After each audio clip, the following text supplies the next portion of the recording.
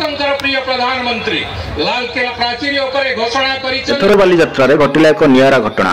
କଣ୍ଠଶିଳ୍ପୀ ଅସୀମା ବାପାଙ୍କ ସୁରିଲା ସ୍ୱରରେ ମତୁଆଲା ଥିଲେ ଦର୍ଶକ। ବିଧାୟକ ବାବୁ ଭାଇଙ୍କ ଗର୍ଜିଲା ଭାଷଣ ବି ଶୀତ ରାତିକୁ ବେଶ ଗରମ କରୁଥିଲା। ହଠାତ୍ ବନ୍ଦ ହେଲା ଚିକମିକି ଆଲୁଅ। ଜୟ ଶ୍ରୀରାମ ନାରାରେ କମ୍ପିଲା ପେଣ୍ଡାଲ। ଏଣ୍ଟ୍ରି ହେଲା କିଛି ନିଃସ୍ୱାର୍ଥ ଗୋରକ୍ଷକ ଧର୍ମରକ୍ଷକ ମାନଙ୍କର। ନେତା ଅଭିନେତା ମଞ୍ଚ ଖାଲି କରିଦେଲେ। ସିଂହମାନଙ୍କ ଏଣ୍ଟ୍ରି ହେଲା ତ ସେଥିପାଇଁ। ଭାଇ ବାଲିଯାତ୍ରା ତ ଗୋରକ୍ଷା ହେବନି, ସମ୍ମାନିତ କରିବା ପାଇଁ ଭାଇମାନଙ୍କୁ ଡକାଯାଇଥିଲା। ତେବେ ମଞ୍ଚ ପୁରା ଜୟ ଶ୍ରୀରାମ ନାରାରେ କମ୍ପିଲା। ଦର୍ଶକମାନେ ଟିକେ ବି ମନଉଣା କଲେ ନାହିଁ। ନାଚ ଗୀତ ନେତାଙ୍କ ଭାଷଣ ସାଙ୍ଗକୁ ଇଏ ସମୟଟା ବି ବେଶ ମନୋରମ ଥିଲା, କାରଣ ଦର୍ଶକମାନେ ବି ଜୟ ଶ୍ରୀରାମ ନାରାରେ କମ୍ପାଇଲେ ବାଲିଯାତ୍ରା।